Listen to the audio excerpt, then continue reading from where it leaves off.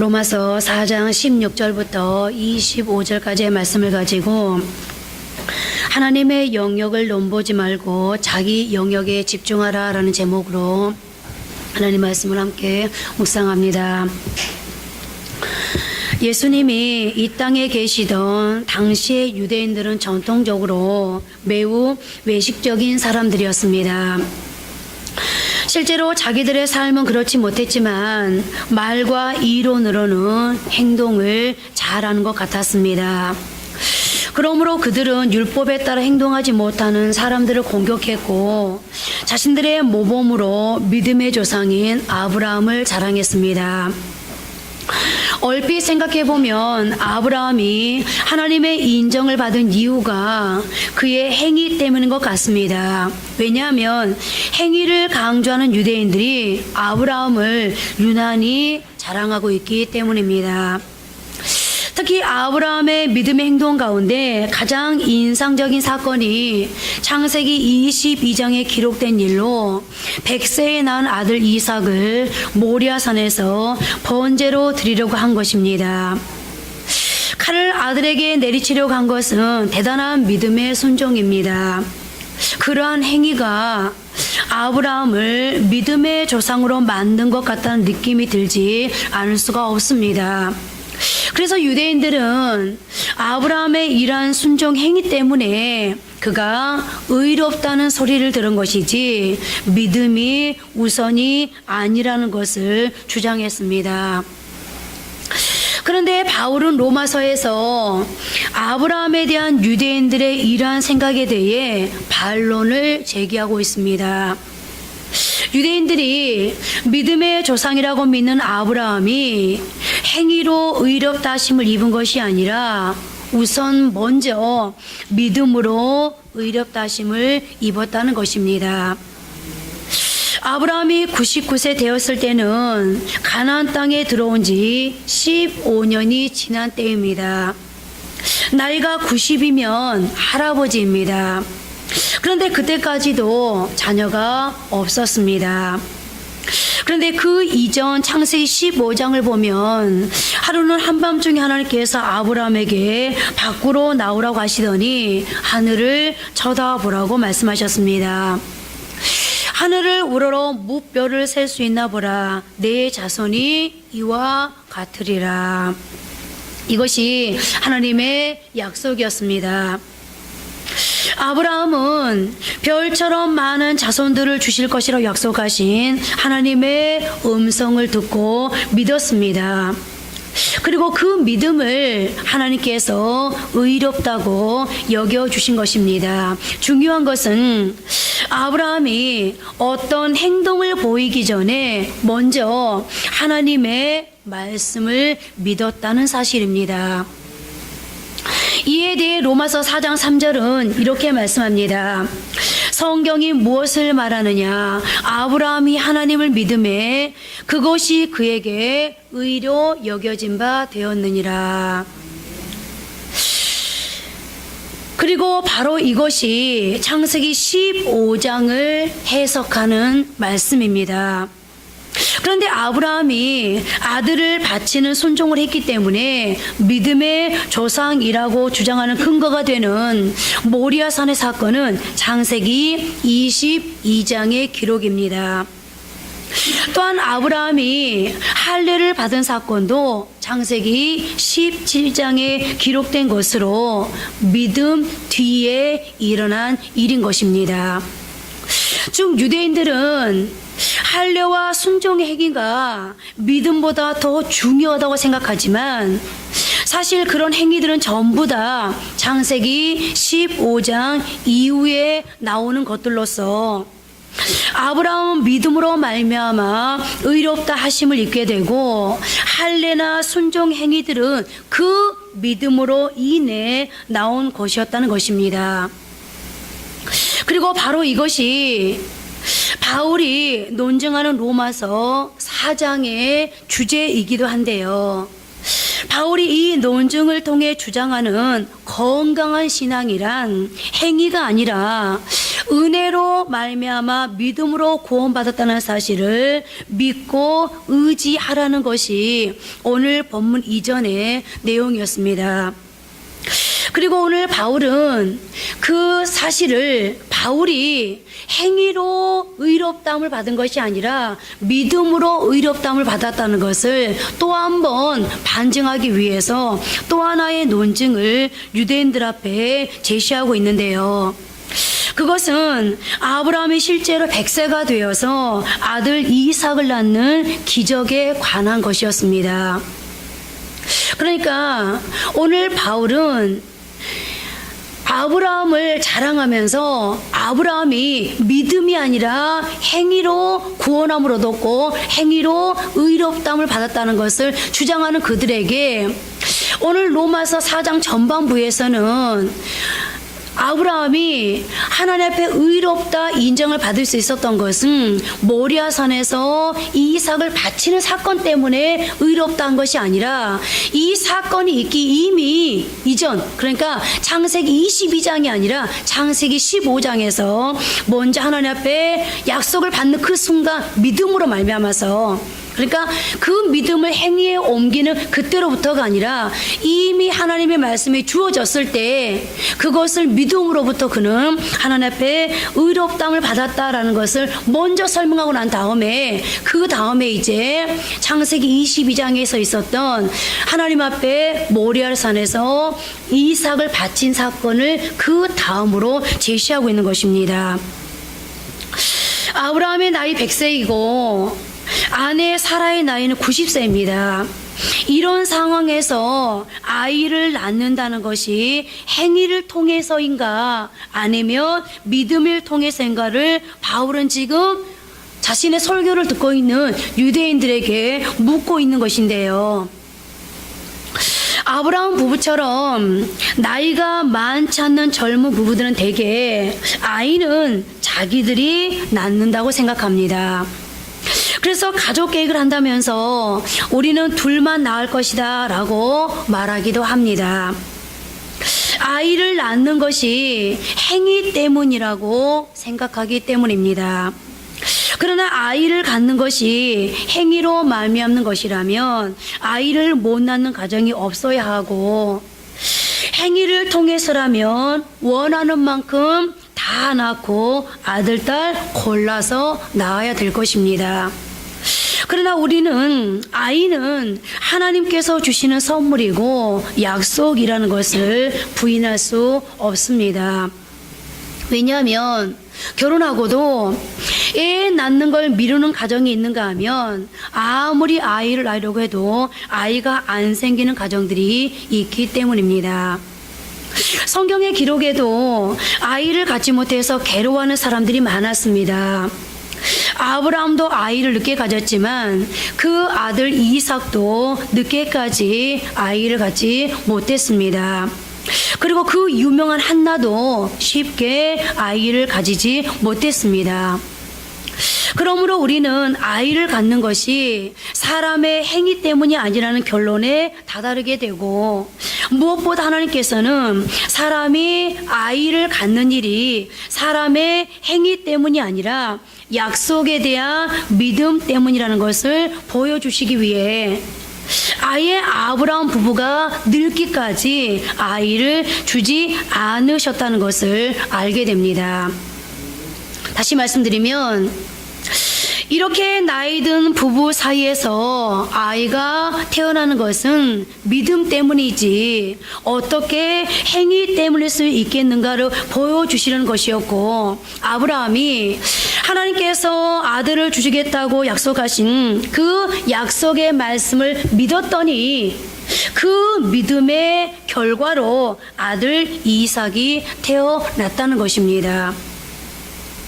그러므로 바울의 말은즉슨 하나님의 약속을 통해 믿음을 가졌기 때문에 이삭이 태어난 것이지 행위가 우선이 아니라는 것을 바울은 이 로마서에서 논증하고 있는 것입니다. 오늘 본문 18절입니다. 아브라함이 바랄 수 없는 중에 바라고 믿었으니 이는 내 후손이 이같으리 하신 말씀대로 많은 민족의 조상이 되게 하려 하심이라. 아브라함이 여러분 왜 바랄 수 없는 중에 바라고 믿었습니까? 나이가 이미 100세이니 바랄 수 없는 것입니다. 기대할 수가 없습니다. 그런데 그런 중에도 하나님께서 약속하셨으니까 믿었습니다. 하나님이 약속하셨으니까 바라고 기대했습니다. 즉 아브라함의 행위 이전에 믿음이 먼저 있었다는 것입니다. 지금 그 믿음을 논증하고 있는 것입니다. 다시 19절 20절 말씀을 보십시오. 그가 100세나 되어 자기 몸이 죽은 것 같고 사라의 태가 죽은 것 같음을 알고도 믿음이 약하여지지 아니하고 믿음이 없어 하나님의 약속을 의심하지 않고 믿음으로 견고하여져서 하나님께 영광을 돌리며. 그러니까 이 19절 20절의 말씀의 뜻은 행위가 아니라 오늘 저와 여러분들의 행위가 하나님의 영광, 오늘 저와 여러분들의 행위가 하나님께 영광을 돌리는 그런 근원이 되는 것이 아니라 믿음이 하나님께 영광을 돌리는 것이며 하나님 앞에서 의라는 것입니다. 그러므로 아브라함뿐만 아니라 아브라함의 후손들인 우리도 삶의 모든 축이 믿음으로부터 움직여야 한다는 것입니다. 믿음이 모든 해석과 행동의 틀이 되어야 되고 모든 것을 풀고 설명하는 열쇠가 되어야 한다는 것입니다. 믿음에서 나오는 결과가 믿음의 행동이기 때문입니다. 따라서 믿음의 기초가 되지 않은 신앙적인 행동은 아무 의미가 없습니다. 어쩌면 믿음에서 출발하지 않는 행동은 어쩌면 자기 의 때문에 하고 있는 행동인지도 모르기 때문인데요. 항상 믿음이 먼저 선행되어야 한다는 것을 이 말씀을 통해 바울이 강조합니다. 그래서 믿음이 없는 행동을 속된 말로 삽질이라고 하는데요. 아무 의도 없이 그냥 의미 없이 하는 행동을 뜻하고 있습니다. 베드로를 보십시오. 얼마나 열심히 있었습니까? 마태복음 16장 22절 23절을 보니 예수님이 십자가를 진다고 하시자 베드로가 얼른 나서면서 이렇게 말합니다. 주여 그리 마옵소서.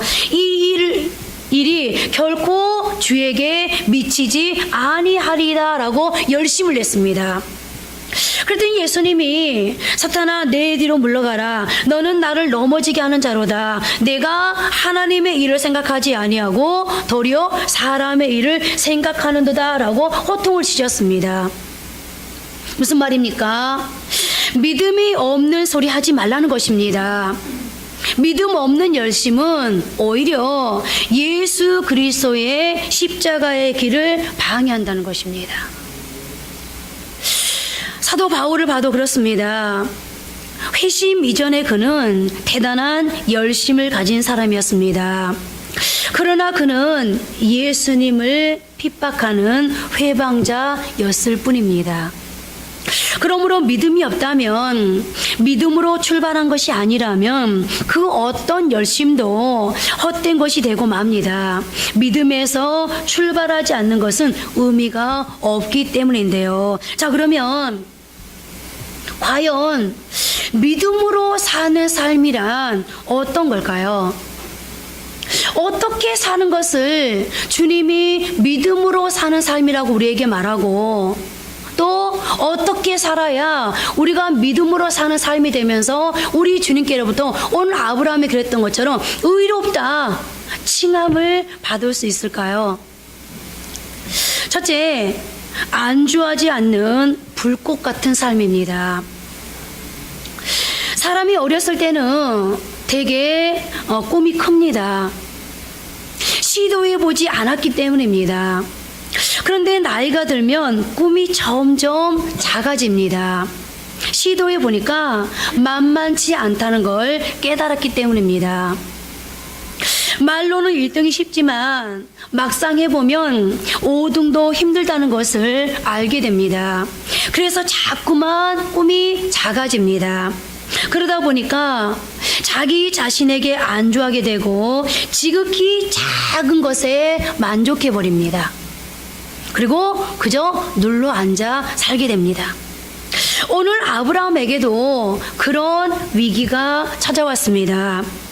86세의 늙은 나이에 아내의 종인 하갈을 통해 이스마엘을 얻었고, 그러면서 그는 자기 마음속에 있던 하나님의 약속을 믿고 따른 역동성이 이후 13년 동안 사라져 버렸습니다. 이스마엘이 하나님이 주신 아들이라고 생각해 버린 것입니다. 그러자 99세에 하나님의 약속이 다시 아브라함을 찾아왔습니다. 이스마엘이 아니다. 내 아내 사라를 통해 하나님의 약속의 자녀가 태어날 것이다. 그리고 이 말씀으로 다시금 아브라함의 잠재웠던, 속에 가라앉혀 두었던 아브라함의 꿈이 다시 살아나게 됩니다. 믿음이라는 것이 바로 그런 것입니다. 내 행위로 안주했던 나의 자리에 하나님의 말씀이 들어오면 다시금 그 약속의 말씀을 붙들고 역동적으로 가슴이 뛰기 시작하고 의욕적으로 움직이기 시작하는 것입니다. 창세기 17장 1절을 보면 아브라함이 99세 때에 여호와께서 아브라함에게 나타나셔서 나는 전능한 하나님이라 라고 말씀하셨습니다. 이스마엘에게 만족하지 말라는 것이었고, 너의 나이가 99절 할지라도 너를 통하여 나는 어떤 일도 할 수 있다라는 뜻이었습니다. 아브라함에게 이 하나님의 약속의 말씀이 들어가고, 그리고 다시 이 약속의 말씀, 그러니까 75세 때 하나님께서 아브라함에게 나타나셔서 내가 너로 하여금 큰 민족을 이룰 것이다 라고 말씀하시고, 그 이후에 하나님께서 아브라함에게 찾아오질 않으셨습니다. 그러니까 하나님과 교제가 없고 하나님의 말씀이 아브라함에게 이제 다시 임하지 않으니까 계속해서 그 말씀, 75세 때 받았던 그 약속의 말씀을 받을 때는 하나님이 그렇게 하신다 그러니까 아주 굳게 믿었는데, 마음에 불붙은 믿음이 있었는데, 그래서 의롭다 여기신 받았는데, 점점점 시간이 흘러가면서 그 하나님의 약속의 말씀이 점점점 희미해져 가면서 이제 아브라함은 자신에게 주어진 삶에 안주하게 되었고, 그러니까 다시 하나님께서 아브라함을 99세 때 찾아오셔서 75세 때 주셨던 그 말씀을 다시 한번 상기시키십니다. 내가 너로 하여금 75세 때 약속했던 그 약속을 이제 이룰 것이다. 그런데 그 약속을 이루자니 너의 모습이 지금 어떠하냐? 너는 지금 어떻다는, 불가능하다는 겁니다. 그러나 나 여호와는 어떤 하나님이다? 전능한 하나님이다.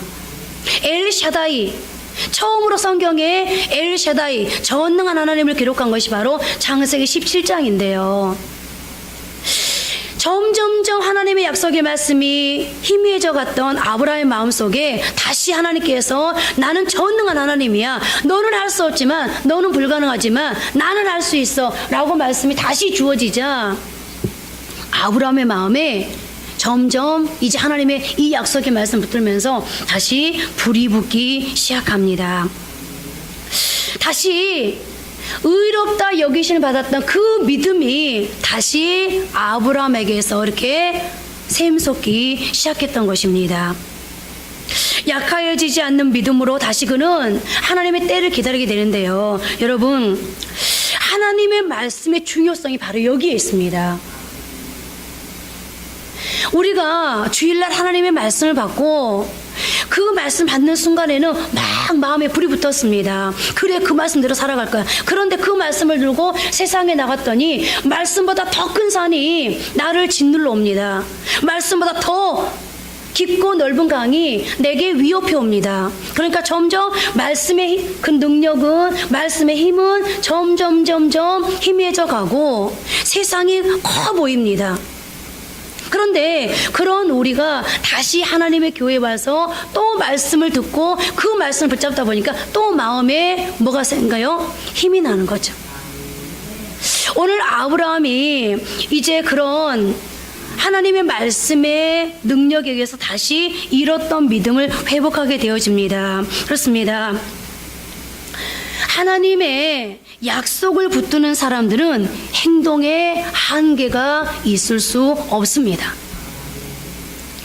하나님의 약속의 크기가 너무 크기 때문입니다. 하나님의 약속의 스케일이 너무나 크기 때문에 따라가기가 벅찰 정도로 역동적인 인생이 될 수 있습니다.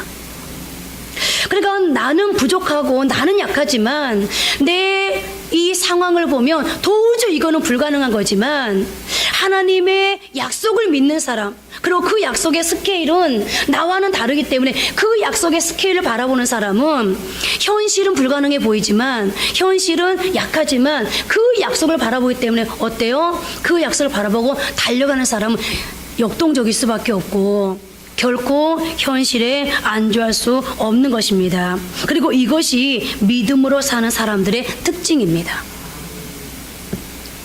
오늘 우리도 아브라함에게 찾아오셨던 전능하신 하나님, 능치 못함이 없으신 하나님의 말씀을 붙잡고 나는 안 돼, 나는 못해, 이거는 불가능해 라고 세상적인 기준으로 계산하지 마시고 오늘 스케일이 크신 그 하나님을 부여잡고 여러분들 역동적으로 인생을 살아갈 수 있기를 바랍니다. 두 번째로 그리스도인이라는 새 이름을 가진 사람으로 사는 것입니다. 아브라함에게 나타나셔서 나는 전능한 하나님이라 말씀하신 하나님께서 또 뭐라고 말씀하시는지를 보십시오. 창세기 17장 5절입니다.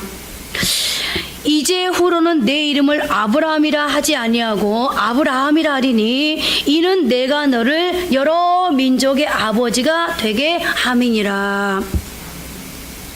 여러분들도 아시다시피 아브라함의 원래 이름은 아브라함이었는데 하나님께서 자손에 대한 약속을 다시 상기시키시면서 그의 이름을 아브라함으로 바꿔주신 것입니다. 근데 참 여러분들 시기가 아주 절묘하지 않아요? 아브라함이었던 이름을 나는 전능한 하나님이야, 이제 내가 너에게 75세 때 주었던 그 약속을 성취할 거야 라고 다시 99세 때 찾아오시면서 이름을 아브라함에서 아브라함으로 바꿔주십니다.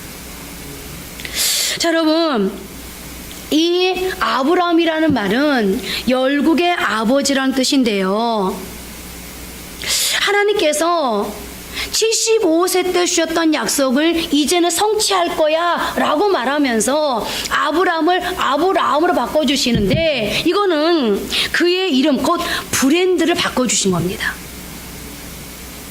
하나님께서 아브라함처럼 이름이라는 브랜드를 바꾸신 사람이 여러 명 있는데요, 야곱이 이스라엘로 바뀌었고 시몬도 베드로로 바뀌었으며 사울이 바울이 되었습니다.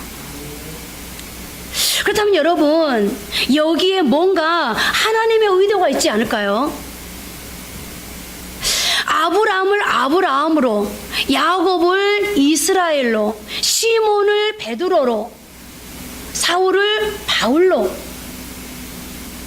하나님이 심심하셔서 그들의 이름을 바꾸셨을까요? 무슨 의도가 분명히 있겠죠. 그것은 바로 이제부터는 바뀐 이름대로 살아가라는 것이었습니다. 그리고 이것을 우리에게 적용해 보면 이제는 우리의 영적인 브랜드가 바뀌어야 한다는 것입니다. 믿음이 있다면, 너희가 정말 하나님을 신뢰한다면 이제 더 이상 과거의 브랜드를 가지고 살지 말라는 것입니다. 야고보서 4장 4절은 이렇게 말씀합니다.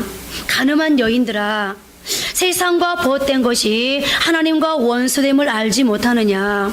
그런즉 누구든지 세상과 벗이 되고자 하는 자는 스스로 하나님과 원수되는 것이니라. 하나님께서 99세의 이름을 바꿔서 그냥 몇 년 더 살라고 하신 것이 아닙니다. 이제는 열국의 아버지가 되는 믿음의 조상으로 살아가라는 것입니다. 이제는 다른 인생으로 살라는 것입니다. 그렇습니다. 우리의 브랜드가 그리스도인으로 바뀌었습니다. 아브라함이 아브라함으로, 아브라함 한 가정의 아버지에서 열국의 아버지로, 그만큼 아브라함한테 뭘 요구하는 거죠? 하나님의 큰 스케일을 가지고 살으라는 거예요. 야곱을 이스라엘로, 이제까지는 속이는 자로, 그리고 네가 하지 않으면 안 되는 내 노력과 내 수고와 내 방법과 내 경험만 가지고 살았던 너의 인생을 이제는 그렇게 살지 말고 이스라엘, 하나님이 책임져 준 인생으로 살으라고. 시몬, 세상에서 이랬다 저랬다 하는, 정말 저속으로 마음이 바뀌는 그런 사람이 아니라 이제는 베드로, 반석 같은 사람으로 살으라고 하는. 정말 이렇게 하나님께서 이름을 바꿔준 데는 이유가 있다고 말씀을 드렸는데요. 우리의 브랜드가 여러분 그리스도인으로 바뀌었습니다. 그리스도인이 누굽니까? 예수님을 믿음으로 예수님을 따라가는 사람들입니다. 이렇게 브랜드가 바뀌었는데도 불구하고 아직도 예수님을 따라가지 않고 세상을 두려워하면서 세상의 것들에 끌려다니는 것은 어리석은 인생일 수밖에 없습니다. 그리스도인이라는 새로운 브랜드로 바뀌었다면 이제부터는 믿음으로 살아야 합니다. 그리고 우리의 모든 삶이 믿음으로 설명되어질 수 있어야 합니다. 이때면 너 그거 왜 했니? 라고 물으면 믿음 때문에 그렇게 했습니다 라고 답할 수 있어야 합니다. 너 결혼 왜 그렇게 했니? 라고 물으면 믿음 때문이라고 답할 수 있어야 합니다. 내 아이의 이름을 왜 그렇게 지었니? 라고 물으면 믿음 때문이라고. 너는 왜 그 직업을 선택했니? 라고 물으면 역시 믿음 때문이라고 답할 수 있어야 합니다. 우리의 모든 행동이 믿음으로 설명되어야 하고 믿음에서 나오는 것이 되어야 합니다. 믿음으로 설명이 안 되는 그것은 여러분 잘못 사는 인생일 수 있습니다. 이제부터라도 우리의 브랜드를 기억하며 그 브랜드에 부끄럽지 않는 인생을 살아가실 수 있기를 바랍니다. 그럴 때 그 브랜드에 합당한 삶으로 하나님은 우리를 책임져 주실 수 있습니다. 오늘 마치 아브라함이 아브라함으로 바뀌고 야곱이 이스라엘로 바뀌고 시몬이 베드로로 바뀌고 사울이 바울로 바뀌었더니 하나님의 백성을 일컬어지는 그 하나님의 사람들을 하나님이 책임져 주실 수밖에 없었던 것처럼 말입니다. 우리가 그리스도인이라는 브랜드로 살아가면 하나님이 반드시 저와 여러분의 삶을 책임져 주실 것을 믿습니다. 세 번째로 자기 영역에 집중하는 삶을 살아야 합니다. 믿음으로 사는 사람은 안주하지 않은 불꽃 같은 역동적인 삶을 살아갑니다. 그리고 그런 사람은 자기 영역에 집중하게 됩니다. 인생에는 하나님의 영역과 우리의 영역이 있습니다. 즉 우리가 전혀 할 수 없고 오직 하나님이 하셔야 될 일이 분명히 있다는 것입니다. 그러므로 믿음으로 사는 사람은 하나님의 영역을 넘보지 않습니다. 오늘 우리 이숙 집사님이 포도나무에 대해서 기도를 했어요. 깜짝 놀랐어요. 오늘 그 이야기를 하려고 했는데 여러분 포도나무, 주님 우리에게 뭐라고 말씀하십니까? 나는 포도나무요 너희는 가지다. 그러면요, 나무의 역할이 따로 있다는 것이고 가지 역할이 분명히 따로 있다는 겁니다. 그죠? 그런데 주님이 뭐라고 말씀하십니까? 나는 나무고 너희는 가지인데, 가지가 나무에 잘 붙어있기만 하면 뭐 한다는 거예요? 열매를 저절로 맺나니. 이 말은 무슨 말이에요? 하나님의 영역이 있고 여러분의 영역이 있다는 거예요. 그러니까 가지 너는 나무의 영역을 넘보지 말고 그냥 뭐 하라는 거죠? 가지로서 역할만 잘 하라는 거예요. 오직 자기 자신이 할 수 있는 일에만 집중하라는 것입니다. 예를 들어 구원은 우리의 영역이 아닙니다. 우리가 사람을 구원시키는 것이 아닙니다. 구원은 하나님의 영역이고 오직 하나님을 믿고 순종하는 것만이 내가 할 영역입니다. 고린도전서 3장 7절입니다. 그런즉 심는 이나 물 주는 이는 아무것도 아니로되 오직 자라게 하시는 이는 하나님뿐이니라. 우리는 씨를 뿌리고 물을 주지만 자라게 하시는 분은 하나님이십니다. 이것은 하나님의 영역인 것입니다. 그러므로 우리가 해야 할 일은 하나님께서 주시는 명령, 즉 그것이 어떠한 명령이든 그 명령을 붙들고 충성을 다할 뿐입니다. 그리고 나머지는 주님께 맡기는 것입니다. 조금 전에 가지가 나무에게 자기 자신을 맡기는 것처럼 말입니다. 여러분, 우리가 고민한다고 어떤 일을 바꿀 수 있겠습니까? 우리가 염려한다고 나의 이 상황에 기적이 일어나게 할 수 있겠습니까? 아브라함을 보십시오. 아브라함은 자기가 할 수 있는 부분에만 집중함으로써 능력 있는 인생을 살 수 있었습니다. 창세기 22장에서 하나님은 아브라함에게 모리아산에서 그의 아들 이삭을 바치라고 말씀하셨습니다. 그러면 행위를 믿는 사람들은 이것이 무슨 뜻일까 하고 신학적인 분석을 할 것입니다. 하나님이 이래도 되느냐 하는 것입니다. 즉 그들은 하나님의 영역에 대하여 고민하고 분석하다가 정작 순종해야 될 행동의 시간을 놓치고 맙니다. 그런데 아브라함을 보십시오. 그는 일단 하나님을 믿었습니다. 우선 믿음으로부터 출발합니다. 하나님은 분명히 좋은 것을 주시는 분이므로 하나님의 말씀에 순종해야 한다고 순종을 먼저 선택하고 순종을 먼저 생각했습니다. 그래서 다른 것은 아무 신경도 쓰지 않고 오직 하나님의 약속만 붙들고 순종하는 데 나아갑니다. 그런데 하나님께서 아브라함에게 아들 이삭을 바치라고 하셨지만 성경을 보면 3일 내에 바치라든지 5일 내에 바치라든지 하는 언제까지 바치라는 시한이 없습니다. 그리고 바로 여기에 하나님의 역설이 있습니다. 아브라함 입장에서는 하나님께서 아들을 바치라고는 하셨지만 언제까지 바치라는 시한을 정하지 않으셨으니까 아들을 데리고 한 50년 살다가 50년 후에 바쳐도 되지 않겠습니까? 그런데 아브라함은 그렇게 꼼수를 쓰지 않았습니다. 창세기 22장 3절을 보면 아침에 일찍이 일어났다라고 증언하고 있습니다. 저는 이런 말씀 앞에 설 때마다 참 양심에 찔려요. 저는 아침에 일찍 일어나는 스타일이 아니거든요.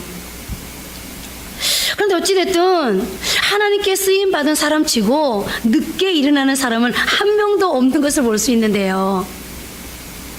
아브라함은 오늘 하나님의 약속의 말씀을 듣자마자 즉각적인 순종을 했습니다. 사실은 좀 늦게 떠나도 되는 일이었습니다. 큰 일을 해야 하므로 밤새도록 고민하며 뒤척이다가 아침 11시에 일어나도 누가 뭐라고 할 사람 아무도 없습니다. 그런데 아침 일찍 일어났습니다. 그리고 또 하나 감동적인 것은 그의 아내와도 의논하지 않았습니다. 생각해 보십시오. 힘들고 어렵게 얻은 아들인데 아버지하고 어머니도 다르잖아요.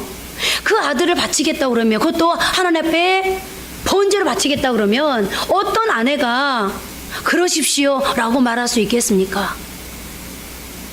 아브라함은 그래서 아내와 의논하지도 않고 오직 하나님의 약속의 말씀을 붙들고 아들을 데리고 순종의 자리로 나아갑니다. 그러나 여러분, 지키기 어려운 명령을 따른 행동은 대개 충동적일 수 있지 않겠습니까? 그런데 창세기 22장 4절을 보면 하나님께서 아브라함을 하여금 그가 살던 곳에서 모리아 산까지 사흘 동안 걸어가게 하셨습니다. 아마 하나님도 한국의 이 속담을 아시는가 봅니다. 작심 3일 말입니다. 아무리 굳은 결심도 대개 3일이면 생각이 변하기 마련입니다. 그래서 하나님께서도 일부러 아브라함이 3일 동안 길을 걷게 만드셨는지도 모르겠는데요. 그의 결정이 충동이 되지 않게 하시기 위해서 말입니다. 어찌되었건 3일 정도의 마음이 변하지 않으면 진짜입니다. 그런데 3일이 지나도 아브라함의 마음이 전혀 변하지 않았습니다. 저는 어떤 사람이 중요한 결정을 하거나 특별한 사역에 헌신하겠다는 말을 하면 지금 당장 결정하지 말라고 충고합니다. 한 일주일쯤 지나고 난 다음에도 마음이 여전하다면 그때 실행하라고 권면하는 편인데요. 어떤 일이든 작심이 3일이 되어서는 안 되지 않습니까? 그죠? 더더군다나 그 일이 내 일이 아니라 하나님의 일이라면 작심이 3일이 되면 안 되잖아요. 그죠? 하나님 앞에 첫날 막 흥분해가지고 하나님 이거 제가 할게요. 하나님 제가 순종할게요. 하나님 이거 저 얼마든지 할 수 있어요. 라고 말해놓고 이틀 지나니까 고민하면서 이거 진짜 해도 되나? 그러다 3일 되니까 유야무야 돼버린다면 우리는 하나님 앞에 뭐예요? 하나님을 속이는 것이 되잖아요. 그래서 여러분, 하나님 앞에 말을 함부로 뱉을 게 아닙니다. 그래서 저는 기도하는 사람들한테 그렇게 얘기합니다. 당신이 기도 중에 어떤 응답을 받았다 할지라도 그 응답이 지금 당장 확실하다고 얘기다 할지라도 입으로 뱉지 마십시오. 그것을 이틀이건 3일이건 일주일이건 한 달이건 숙성시키십시오. 일주일, 2주일, 3주일, 한 달을 기도해도 여전히 그게 하나님의 응답의 확신이 오면 그때 가서 뱉으십시오. 그래도 늦지 않습니다. 그럼 사람들이 이렇게 얘기합니다. 아니 전사님, 그러다가 일주일 만에 결정해야 될 일, 2주 만에 결정해야 될 일이 그때 결정하지 못해서 놓치게 되면 어떡해요? 여러분, 하나님을 모르십니까? 하나님이요, 만약에 그 일이 급하게 결정해야 될 일 같으면요, 우리 마음에 급한 마음을 주셔서 결정할 수 있게 하고요. 만약에 내가 느려서 둔해서 민감하지 못해서 결정하지 못할 일 같으면요, 하나님은 상황을 움직여서라도 결정해 가게 하십니다. 그러니 어떻게 됩니까? 절대로 조급해서 안 돼. 마귀는 우리를 조급하게 만들거든요. 그래서 계속 실수를 연달하게 만들어요. 마귀에게 속으면 안 됩니다. 내 성향에 속으면 안 됩니다. 예수 믿는 사람일수록 하나님을 믿으니까 빨리 결정해야죠. 아니요, 하나님은 그렇게 빨리 결정하는 분이 아니에요. 하나님은 서두시는 분이 아니에요. 하나님은 충동적인 분이 아니십니다. 하나님은 인격적으로 묵상하고 생각하면서 결정할 수 있도록 우리를 만드셨습니다. 그래서 여러분, 계속해서 하나님이 확신하게 응답을 주다 할지라도 묵상하십시오. 믿음이 진짜 믿음이라면 시간의 시험을 통과해도 변함이 없어야 합니다. 오늘 아브라함의 마음은 3일이 지나도 전혀 변함이 없었습니다. 오히려 어떻게 하는지를 보십시오. 모리아산 앞에 당도한 다음에 그가 사환에게 어떻게 얘기합니까? 뭐라고 얘기합니까? 창세기 22장 5절입니다. 너희는 나귀와 함께 여기서 기다리라. 내가 아이와 함께 저기 가서 예배하고 우리가 너희에게로 돌아오리라 하고. 무슨 믿음입니까? 돌아올 때 아들을 바치고 혼자 내려온다고 하지 않고 아들과 함께 내려오겠다는 것입니다. 여기서 알 수 있는 것이 아브라함의 부활신앙입니다. 아들을 바쳐서 죽인다 할지라도 하나님께서 살려주실 것이라고 부활을 믿었던 것입니다. 저는 오늘 저와 여러분, 우리에게도 이런 믿음이 있었으면 좋겠습니다. 오늘 내가 가지고 있는 것을 다 잃는다 할지라도 그것이 하나님께로부터 온 것이라면, 하나님께로부터 말미암은 것이라면 하나님은 다시 회복시키시고 다시 채울 것이다 라고 믿는 믿음 말입니다. 우리가 이런 믿음만 가지고 있으면 여러분, 저와 여러분은 흔들리지 않고 요동하지 않고 얼마든지 신앙생활을 행복하게 영위해 나갈 수 있습니다. 그리고 바로 이것이야말로 하나님의 영역을 우리의 삶으로 받아들이는 믿음 아니겠습니까? 오늘 아브라함의 이 신앙을 히브리서 11장 19절에서는 이렇게 해석하고 있습니다. 그가 하나님이 능히 이삭을 죽은 자 가운데서 다시 살리실 줄로 생각한지라. 아브라함에게는 그 정도로 큰 믿음이 있었습니다. 아브라함이 사흘 동안 걸어가면서 가만히 생각해 보니까 하나님께서 이삭을 죽이시면 약속하셨던 자손이 남아 있을 수가 없지 않습니까? 그죠? 그러면 하나님께서 왜 애초에 자손이 많을 것이라고 약속의 말씀을 하셨겠는가? 그러면서 아브라함은 그 모순을 간단히 생각했습니다. 하나님이 약속하셨고 하나님이 주셨는데 왜 오늘 다시 하나님께 바치라는 거지? 왜 죽이라는 거지? 그러면서 아브라함은 결론을 내립니다. 죽어도 살 것이다. 아멘. 여러분, 없어져도 다시 회복될 것을 믿으십시오. 그렇습니다. 그는 그것을 믿었습니다.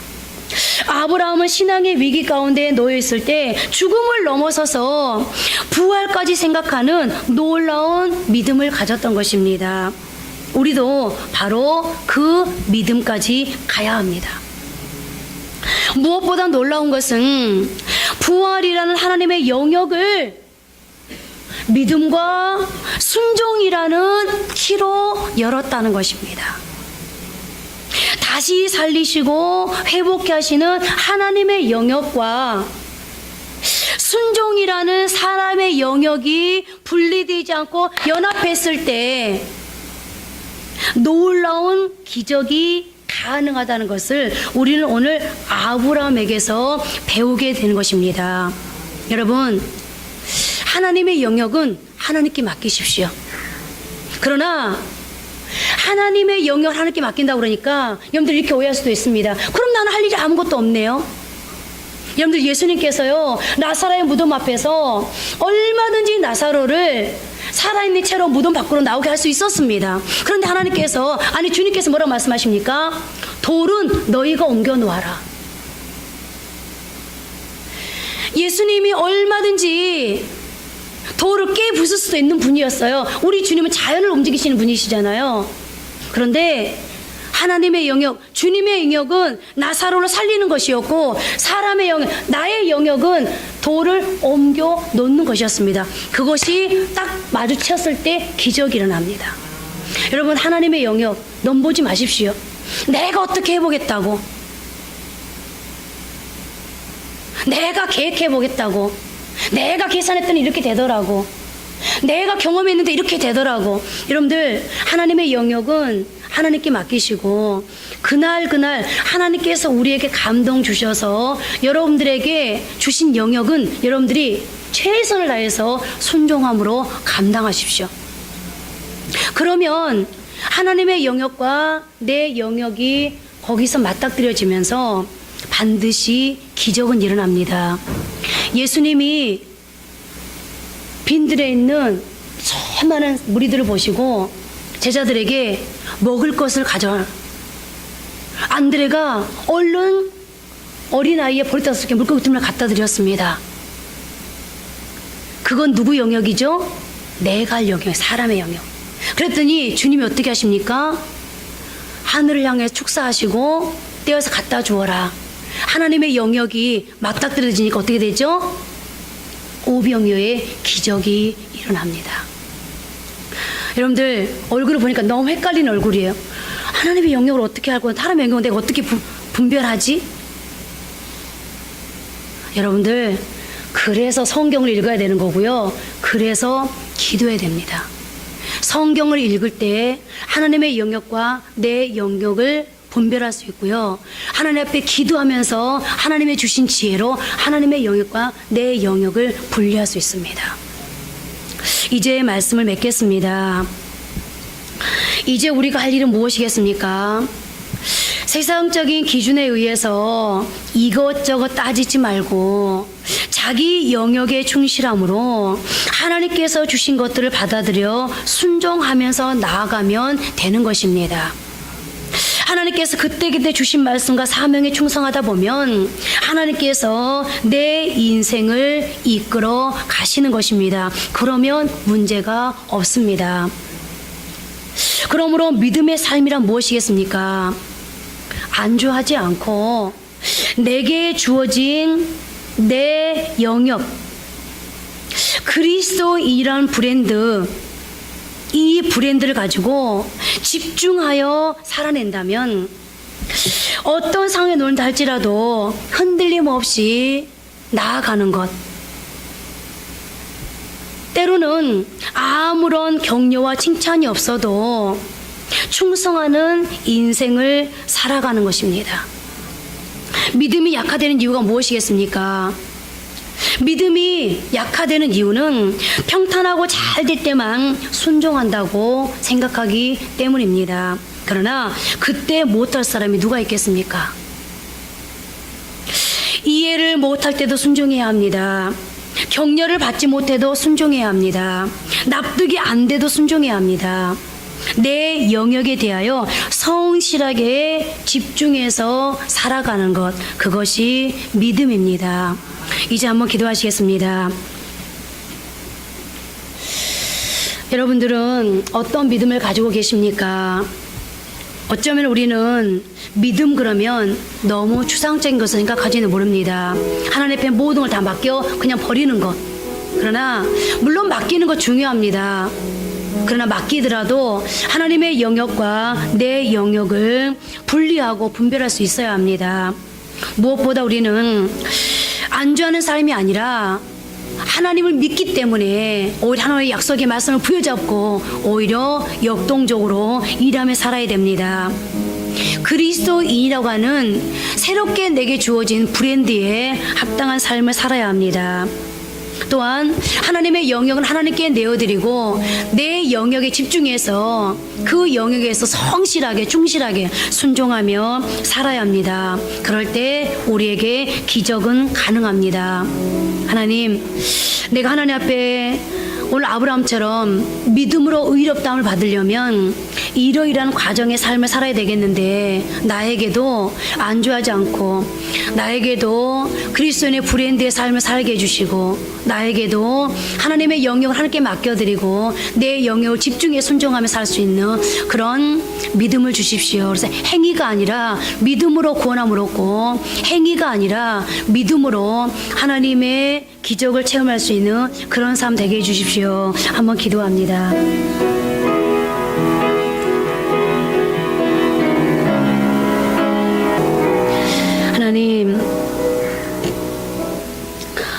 하나님 앞에 이번 주일날 무슨 말씀을 전해야 될지 한 주간을 묵상하면서 오늘 이 로마서 4장 16절부터 25절까지 말씀을 전해야 되겠다 하나님 생각하고 있었습니다. 그런데 지난 금요일 아까 우리 고집사님이 멘트했던 것처럼 아름다운 동행이라는 프로에서 아버지 하나님 젊은 부부가 나오는 것을 보게 되었습니다. 그 부부가 둘 다 암에 걸렸습니다. 암에 걸린 것 때문에 어머니가 목매달아 자살을 했습니다. 이제 아이는 어립니다. 그런데 아버지 하나님, 그런 상황 속에서 두 부부가 하나님을 고백하는 것을 보고 너무너무 놀랐습니다. 아니, 놀란 것을 뛰어넘어서 충격적이었습니다. 어떻게 저렇게 저 상황 속에서 하나님을 고백할 수 있을까? 그 남편이 아내에게 이런 고백을 합니다. 내가 암에 걸리고 어머니가 돌아가시고 당신이 암에 걸리고 이 상황은 세상적인 기준으로 보면 최악이다. 이거는 완전히 저주받은 인생이다. 그런데 나는 그렇게 생각하지 않는다. 오히려 내가 가지고 있었던 신앙을 하나님 앞에 내 신앙이 잘못된 게 아니었다는, 내 신앙이 거짓된 게 아니었다는, 내 고백이 하나님 앞에 그저 말로만 드리는 고백이 아니었다는 것을 하나님 앞에 보여드릴 수 있는 기회라고 생각한다. 그러면서 그는 말합니다. 옛날에 나는 참 교만한 사람이었다. 수많은 공대생들이 그렇듯이 나는 하나님 앞에 받은 내 인생의 모든 것을 플러스 마이너스로 계산을 했었다.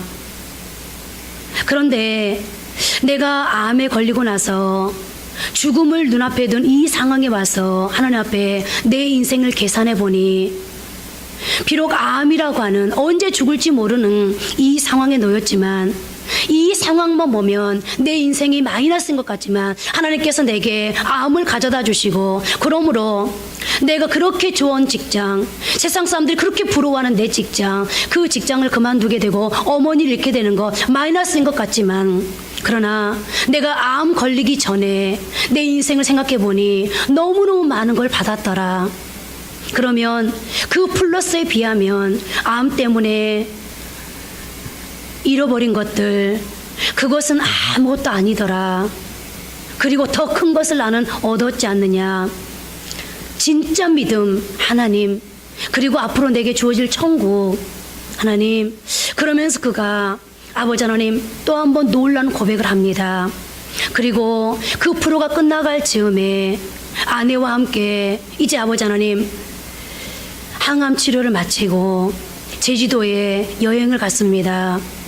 그리고 그 제주도의 마지막 여행에서 그는 고백합니다. 내가 여기서 치료받지 못하고 건강 회복되지 못하고 설령 죽는다 할지라도 그러나 나는 감사한다. 왜냐하면 내가 암이 걸렸기 때문에 그동안에 기도하지 못했던 그 많은 기도를, 나의 소원을 하나님 앞에 올려드릴 수 있었다. 내가 죽음을 준비할 수 있었기 때문에 우리 딸 소연이를 위해서 더 많은 기도를 심을 수 있었다 라고 고백합니다. 하나님, 오늘 그 형제님의 고백이 하나님 행위에서 나왔겠습니까? 하나님, 그가 행위로 하나님 앞에 온전하게 살았다면 그런 믿음의 고백을 할 수 없었을 것입니다. 그는 믿음으로부터 출발했기 때문에 하나님이 내게 암을 주셨지만 그러나 그럼에도 불구하고 나는 지금 이것을 기회로 받아들인다. 하나님이 내게 암을 주셨지만 오히려 하나님께서 그 암 걸리기 전에 내게 많은 것을 주셨다는 것을 내가 발견할 수 있었다. 내가 암에 걸렸지만 암에 걸렸기 때문에 내가 가고 난 다음에 내 딸이 어떻게 살아갈지를 더 많은 시간 할애해서 기도로 준비해 줄 수 있었다. 하나님, 그에게는 하나님을 신뢰하는 믿음이 있었기 때문에 하나님 그 믿음으로 출발했기 때문에 이 상황 속에서 흔들리지 아니하고 하나님 그런 고백을 할 수 있지 않았겠습니까? 하나님, 우리는 무엇으로부터 출발합니까? 내가 하나님 앞에 이렇게 살면 하나님이 내게 복 주겠지. 하나님 앞에 내가 헌금을 하면, 내가 충성을 하면, 내가 선하게 살면, 내가 전도하면 하나님이 내게 복을 주시겠지. 그러면 아버지 하나님, 내가 전도하지 않을 때는 어떻게 되는 겁니까? 내가 헌금하지 못할 때는 어떻게 되는 겁니까? 내가 충성하지 못할 때는 어떻게 되는 겁니까? 내가 하나님 앞에 선하게 살지 못할 때 어떻게 되는 겁니까? 행동이 무너지면 결과도 무너지게 되어 있습니다. 그러나 하나님, 우리가 행위에서 출발하지 아니하고 믿음으로부터 하나님의 약속을 붙들고 출발하면 설령 세상의 것들이 다 없어진다 할지라도 오늘 아브라함처럼 다시 회복되어지고 다시 부활되어지고 다시 채워지는 그런 아버지 하나님 믿음으로 갈 수 있지 않겠습니까?